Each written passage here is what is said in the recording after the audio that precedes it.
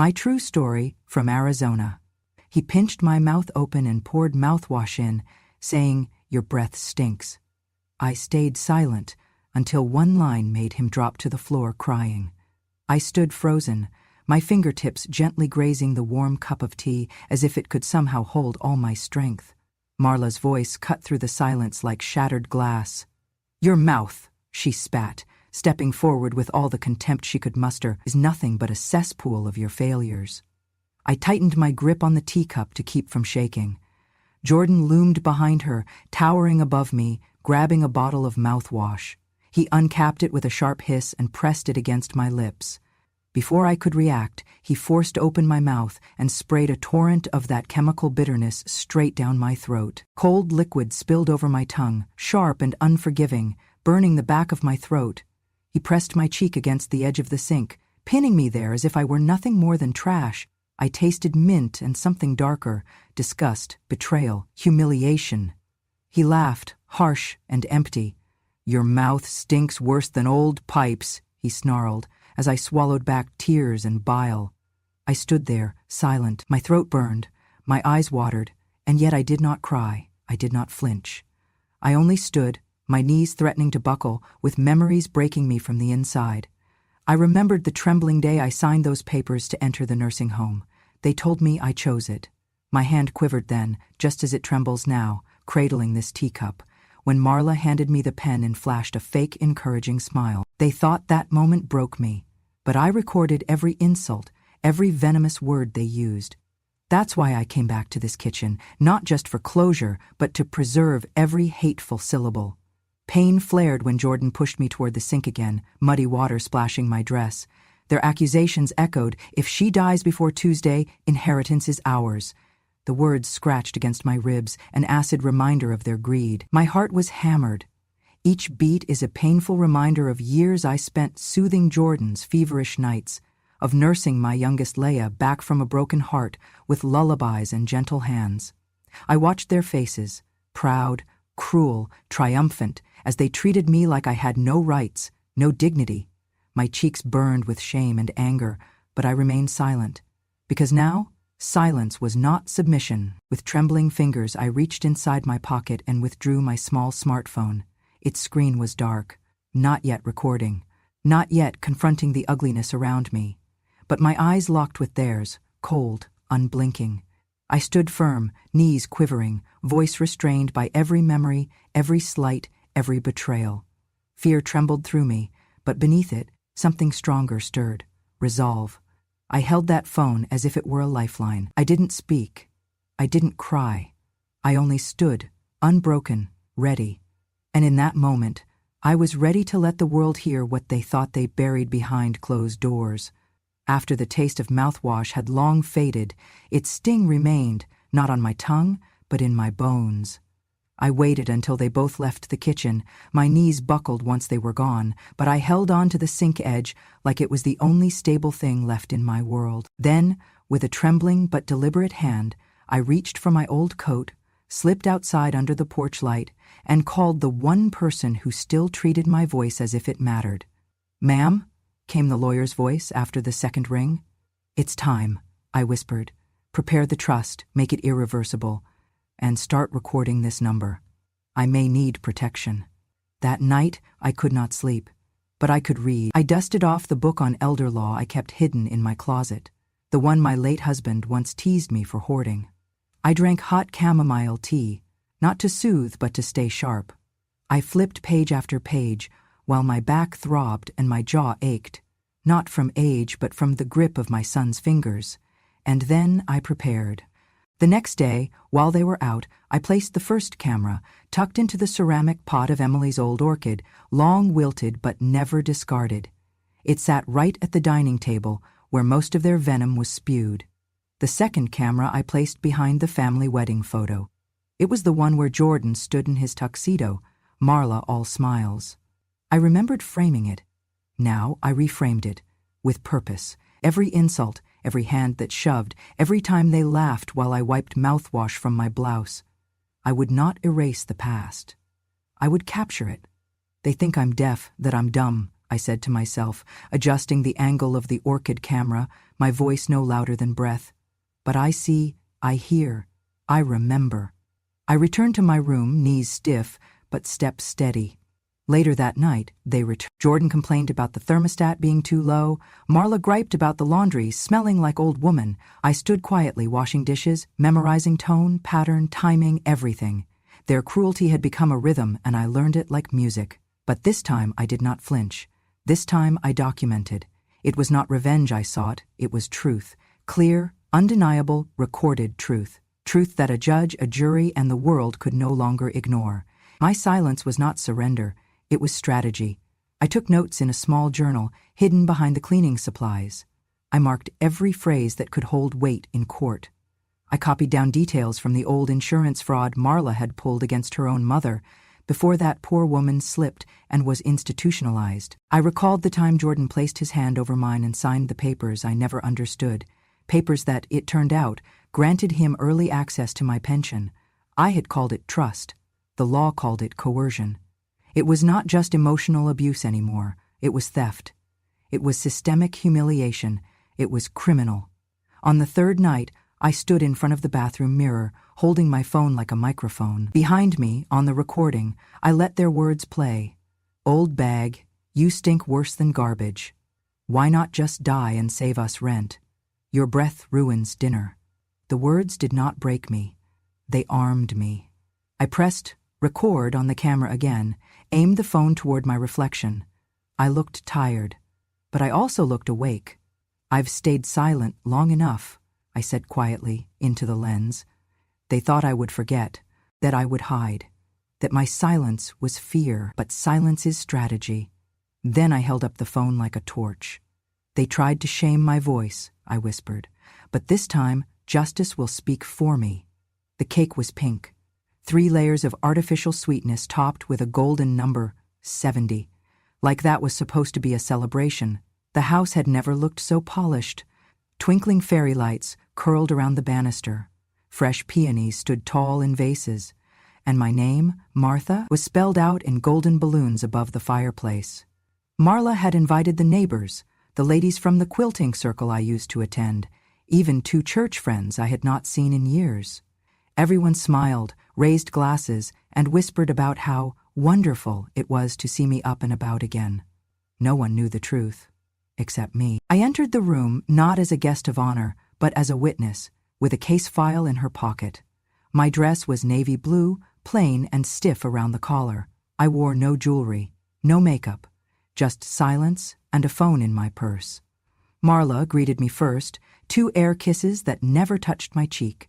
Jordan gave me a stiff nod, like I was a burden that had grown legs and walked back into his life again. The music played, light jazz. Plates clinked. People passed around canapes and deviled eggs. And yet, under it all, I felt the tremble in the floorboards. This party was not celebration, it was distraction. A lie dressed in frosting. And I had come to peel it off. Halfway through dinner, as the lights dimmed and someone passed champagne flutes, Jordan tapped his glass for silence. I just want to say, he began, standing tall, how grateful we are that Mom is here with us tonight. After all she's been through, it's good to have her back where she belongs. There was a soft ripple of applause. Marla wiped the corner of her eye, pretending to dab away emotion. I waited. He continued, you know, family is everything, and forgiveness is the heart of it. So tonight is about healing and moving forward. I stood up. Every eye turned. I took a deep breath. My son is right, I said. Tonight is about truth, and I do believe in healing, but not through lies. I pulled my phone out of my purse. 1 thumb tap. The audio began to play. Loud, clear, brutal. If she dies before Tuesday, the money clears. Just help her up the stairs and pray she falls. Gasps. A woman in the back dropped her fork.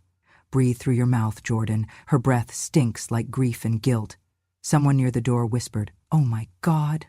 The recording continued, month after month, of contempt, cruelty, commands. My voice rarely appeared in those clips, but theirs filled every corner of that house, now every inch of this room. Jordan's face turned a sickening shade of ash. Marla looked ready to bolt, but stayed frozen, her smile gone, mascara beginning to smear. I let the audio run. 3 full minutes. No one moved. No one breathed. I finally pressed pause.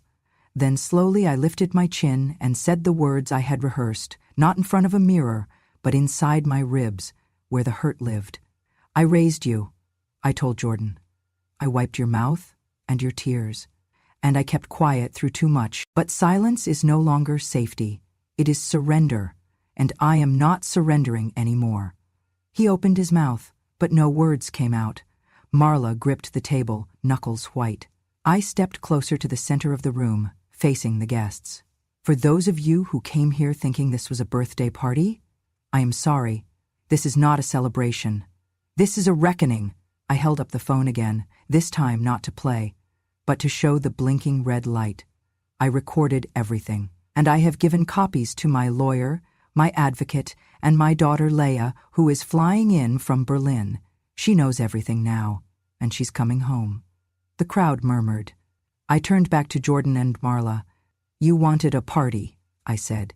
You got one, with a gift you never expected, justice. Just then, faint but rising, came the sound of a siren. At first, people thought it was a coincidence, but then the red lights danced across the windows. I looked at Jordan. Happy birthday to me, I said, and then I sat back down, straight, silent, victorious, as the front door creaked open. The police car pulled into the driveway with no sirens, but the silence was somehow louder. It was not chaos, it was control. 2 officers stepped out, crisp uniforms, no small talk. One walked directly to the front door, the other stayed behind to speak with a third man in plain clothes. Detective Ramirez, I later learned. I stayed seated on the porch swing. I did not move. I only nodded when they approached and showed their badges. Mrs. Hartman, the officer said, we have a warrant for evidence collection regarding a complaint of elder abuse and fraud. I opened my front door and let them in. They went straight for the den, where the router was, and asked for all electronic devices. I had already gathered what they needed: 2 smartphones, 3 memory cards, and a small USB labeled Mouthwash Incident. They took them carefully, like surgical tools. Every item was tagged and sealed. No one looked at me with pity, just professionalism. It was the most respect I had received in that house in 5 years. Within the hour, a second unit arrived.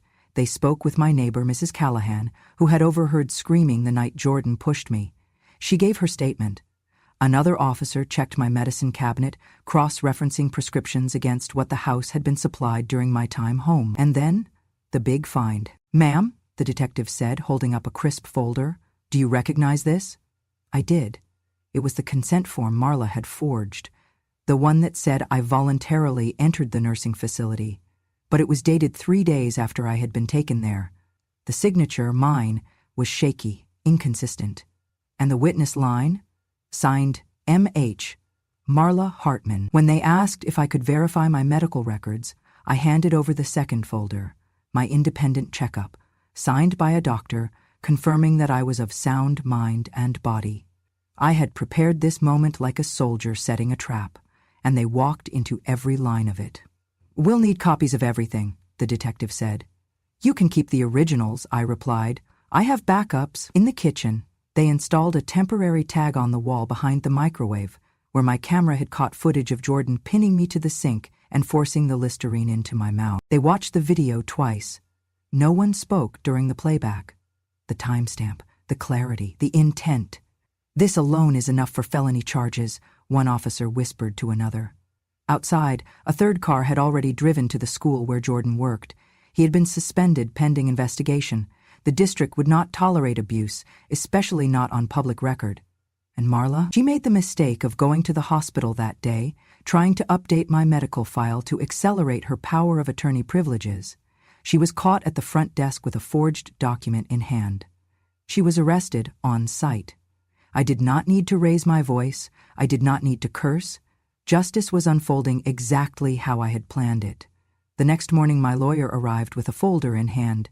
He looked pleased. We've reviewed the trust, he said. It's ironclad, filed under Arizona revised statutes, witnessed by 2 unrelated parties, and authenticated prior to any medical concerns. They cannot touch a single dollar. I poured us tea. They will try, I said. They already did, he replied. And they lost. He pulled out the final papers. "Do you wish to proceed with pressing criminal charges?"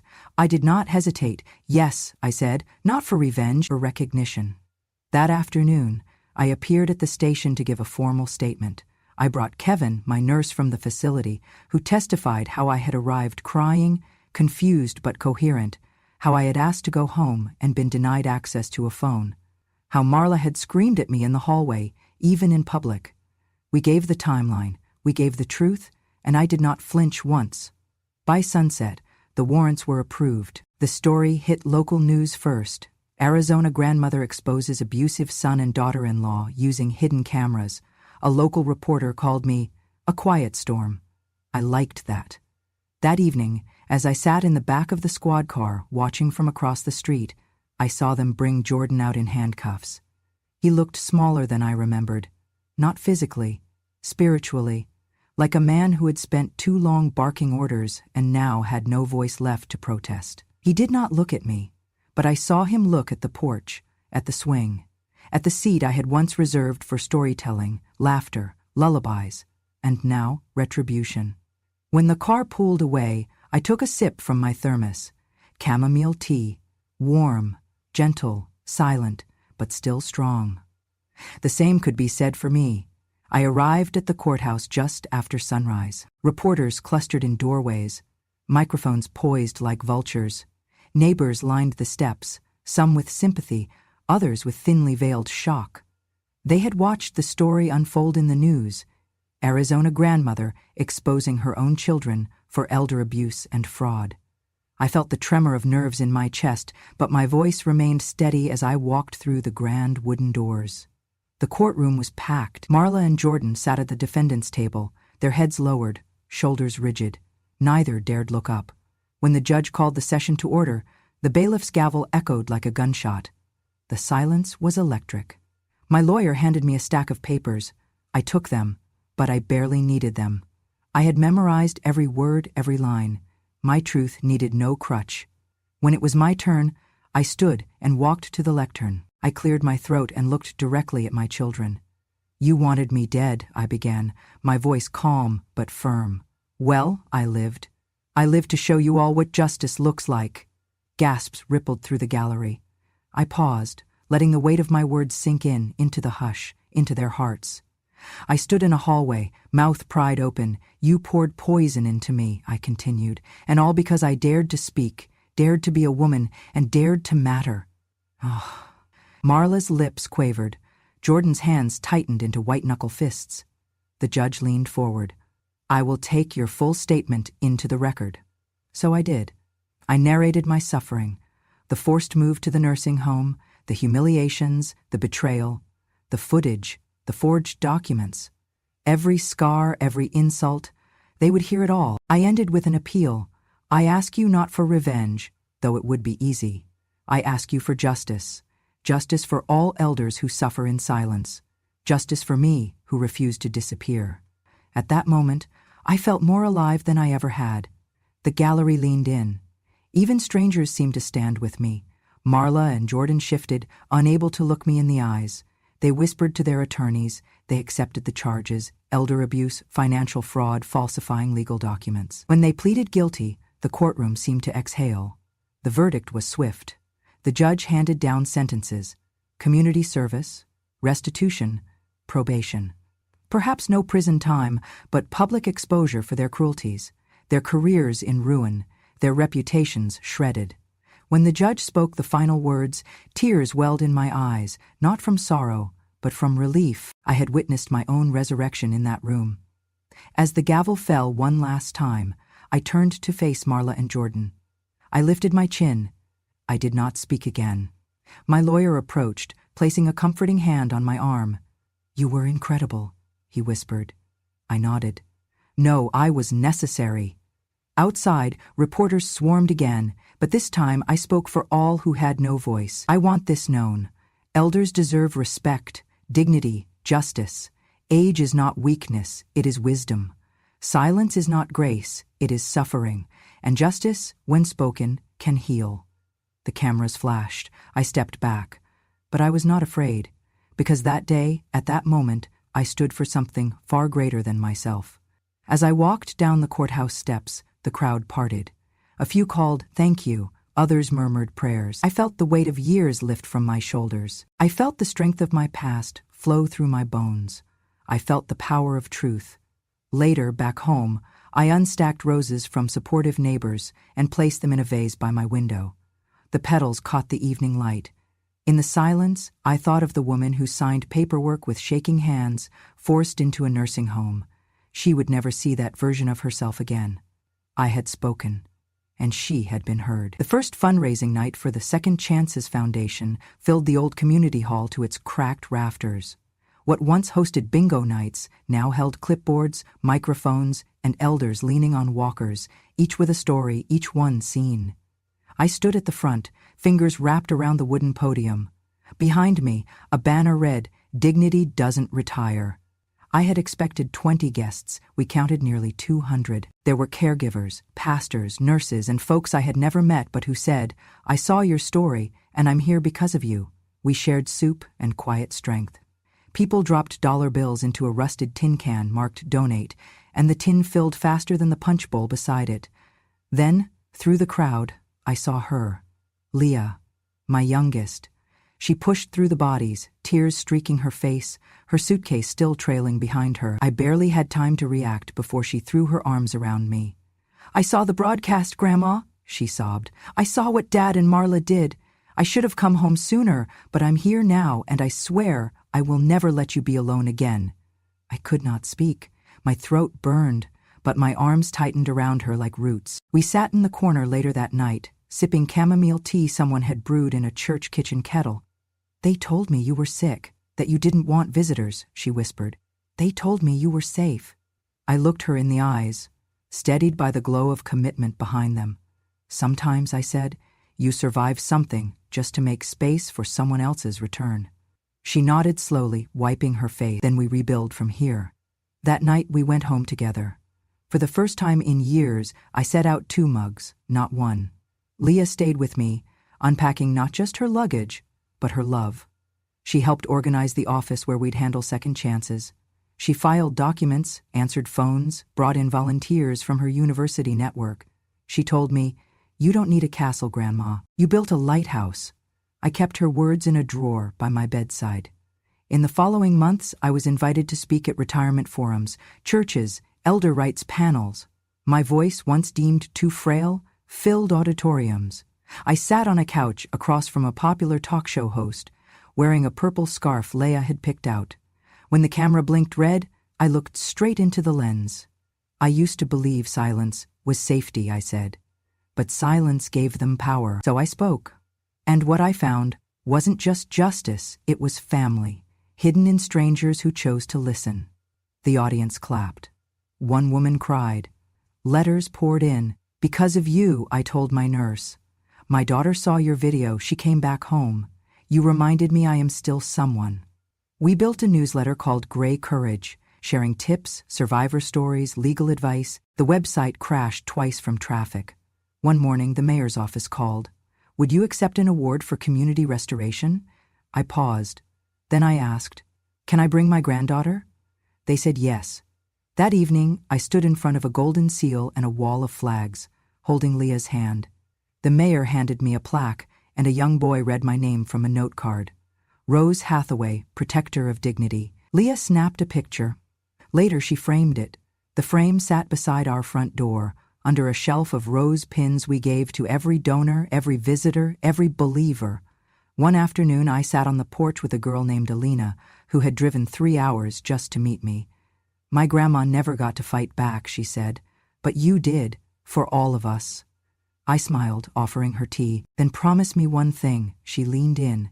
"When your time comes," I said, "you will not let silence win. Speak for her, and for you." She nodded, eyes shining. By the end of that summer, Second Chances had a team of 10 and a waiting list of people needing help. We had lawyers on call, therapists volunteering hours, churches offering space. But most importantly, we had stories, truths that no one could bury. I kept the mouthwash bottle, not to remember the pain, but to remember the turning point. It now sat in a glass case in our office, next to a small plaque. "They tried to close her mouth. She opened a door."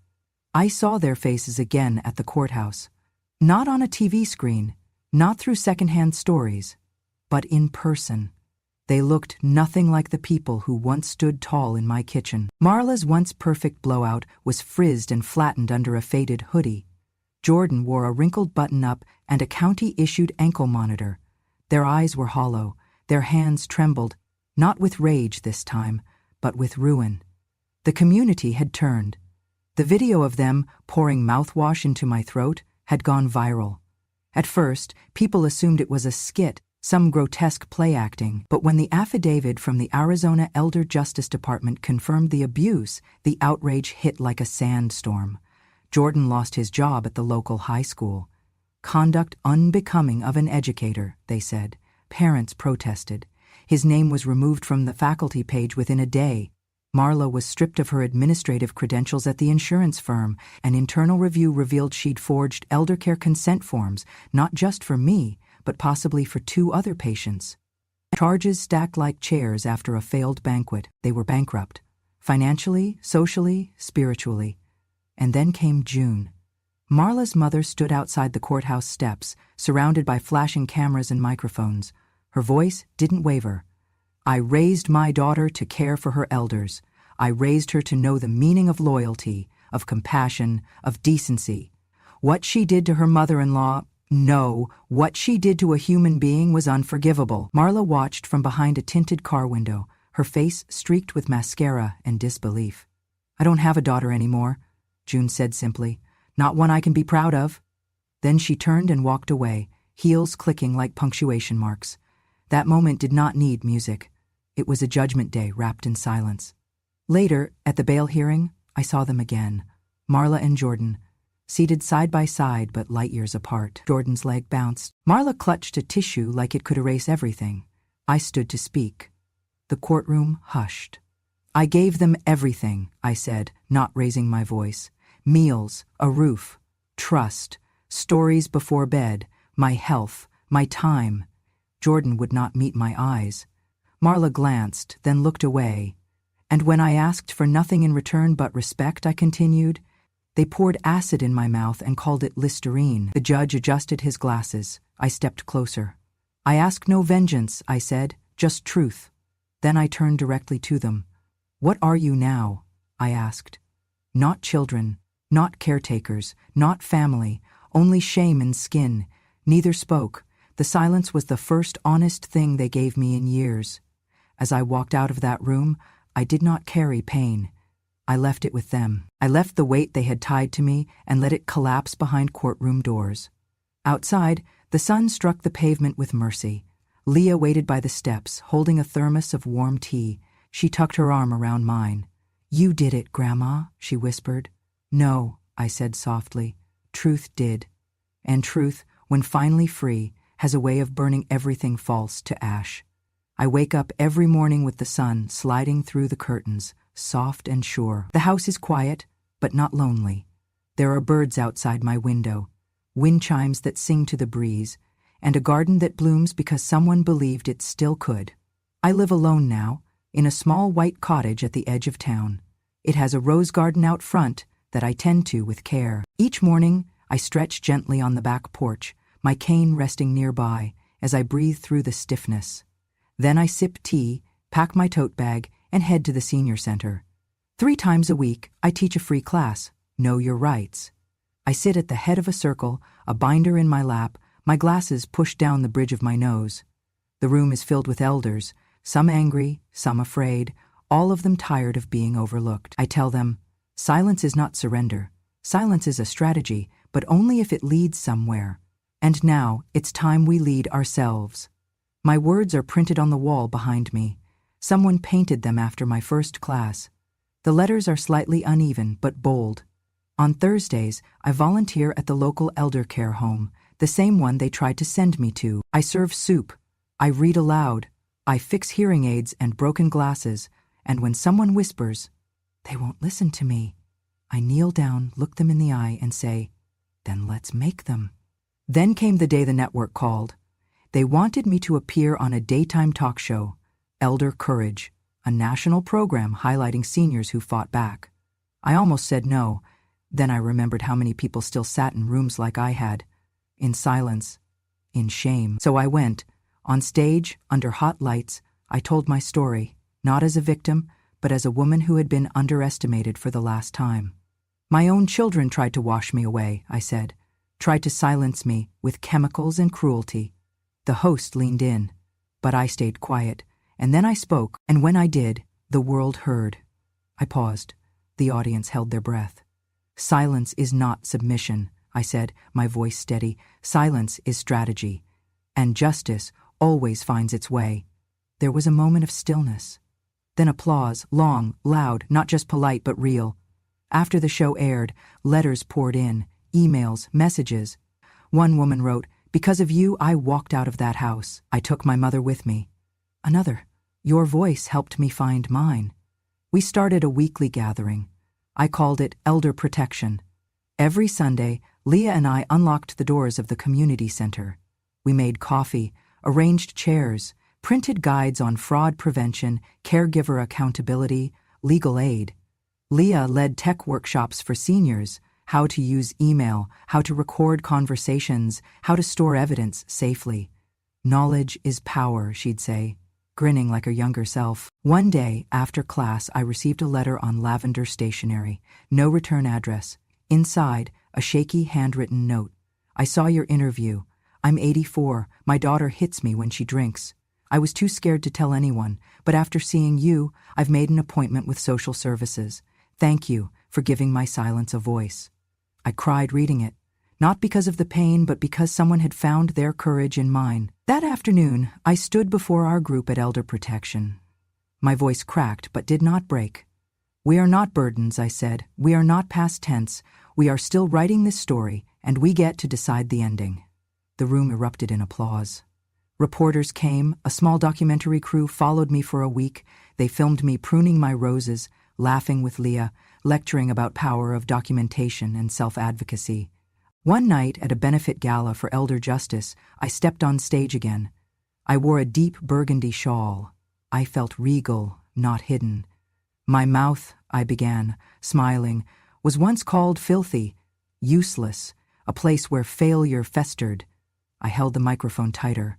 But this same mouth spoke lullabies, fed dreams, and when it was time, it told the truth loud enough to break a system. The audience rose to their feet. Not one person sat. I saw tears. I saw resolve. Leah stood beside me, holding my hand, and I knew this was not just revenge. This was rebirth. As the night ended, I left them with this. Old age is not a weakness. It is a weapon sharpened by years. Silence is not surrender. It is a strategy, and justice, though late, never misses its mark. When I walked off stage, people embraced me, not out of pity, but out of recognition. That night, before bed, I stood in my garden under the stars. I ran my fingers along the petals of a rose, one I planted the day Jordan was born. It had bloomed again. So had I. The morning sun streamed through the lace curtains as I rose at dawn, the familiar creak of floorboards greeting me. Today wasn't an ordinary day. It was the beginning of everything I had fought so hard to preserve: family, hope, trust. After so many battles, I'd earned this moment. I stepped into the kitchen to find Leah already waiting, her warm coffee steaming on the table. She looked different, stronger, more composed, yet the same loving daughter I'd wept over a decade ago. We shared a quiet smile, one that carried years of struggle and redemption. "Are you ready?" she whispered. I nodded, placing my hand on hers. For her, for us, always. 15 years had passed since the courtroom ordeal. In that time, our lives had been rebuilt, brick by brick. My advocacy foundation, Second Chances, was thriving, supporting countless elders and families like ours. But today wasn't about the foundation. It was about the future. I had a secret to share. In one hand, I held a small box wrapped in silver paper. In the other, a life-changed letter, the adoption decree for my granddaughter Mia, the daughter of Leah and her husband Carlos. Leah had cried tears of joy when I told her they wanted me to formally adopt Mia, making me not just grandmother, but legal guardian. I'd hesitated only a moment, out of humility, maybe age, but then I'd realized it was my greatest honor. Our first stop was the courthouse. The building looked different now, less ominous, more familiar. I held the paperwork in my trembling fingers. Leah squeezed my hand. "You're the strongest person I know," she said. Inside the clerk's office, we signed the decree. When the judge asked if I would take full responsibility for Mia, I looked up at him, voice steady. Yes. I knew in my bones that the next chapter of our life together was about love, not pain. All the tears I'd shed, all the fights I'd fought, it was all for this chance at rebirth. That afternoon we drove to the garden, where I had planted roses in honor of second chances. Mia, all 8 years old now, skipped ahead, hair tied in bright ribbons, her laughter echoing like a spring breeze. When I caught up, she threw her arms around me, and I felt the last weight of loneliness fall away. She looked up at me with such trust that my heart ached in its fullness. We sat on a bench. The roses bloomed around us, blush-pink petals whispering of renewal. Mia turned to me, eyes wide. "Grandma, I heard about what happened. I heard they were mean to you." I pulled her close. "They were once. But you and I, we have each other, and that's forever." She smiled, and I realized this moment defined everything I'd ever done. This small child, born of pain but raised in love, was the living proof that justice wasn't the end, it was a beginning. Evening approached and we prepared dinner, Leah, Carlos, Mia, and I. Carlos helped me knead dough for her favorite cinnamon bread. We talked about tomorrow, about school projects and bedtime stories. It was a scene ordinary families would take for granted, but for us it was miraculous. After supper, I sat in my favorite chair by the fireplace. The house was quiet now, everyone asleep. I opened the silver box. Inside, a delicate rose pendant, silver and rose gold, etched with a single inscription: Second Chances. I pressed it over my heart, feeling its gentle weight. Tomorrow, I would wear it to the community center. Tomorrow, I would continue teaching rights and offering support. Tomorrow, I would speak again on radio and television, reminding the world that age does not diminish value. But tonight was for gratitude. I closed my eyes, picturing every step. The heated confrontation with Marla and Jordan, the sting of mouthwash and betrayal, the courtroom where I reclaimed my voice, the tearful embrace with Leah, the moment we stood before the judge. None of that pain could have brought me here, to this warmth, this afternoon of laughter and bread. In the stillness, I whispered a prayer of thanks, for justice, for love, for the courage that had refused to stay silent. A soft knock came. It was Mia, holding a drawing she'd made, a grandmother, daughter, and granddaughter under a golden sun, hand in hand. The words beneath read, "Our new dawn." I hugged her tight. "Yes, sweetheart," I murmured, voice thick. "Our new dawn." As I turned off the light and walked down the hall, I paused at the photo wall. The courtroom snapshots, the talk show stills, the letters of thanks from strangers whose lives I'd touched. And there, among them, was the latest photo. Me kneeling beside Mia in the rose garden, both of us beaming. Behind me, the faint chime of the door closing as Leah secured the night. I knew sleep wouldn't come easily, but it would come with peace. At 95, I had learned that life doesn't give do-overs, it gives departures. Departures from pain, from cruelty, from fear. Mine had led me here, to a loving family, a vindicated spirit, and a future I had the privilege to help shape. I kissed the night air goodbye and whispered, "Thank you." Because every dawn, the roses remind me, can bloom anew if we have the courage to endure. If this story moved you, if you saw even a piece of yourself in that quiet woman with the thorny past and the blooming future, then you know what I know. Silence does not mean surrender. And justice? Oh, it has a way of arriving when no one's looking.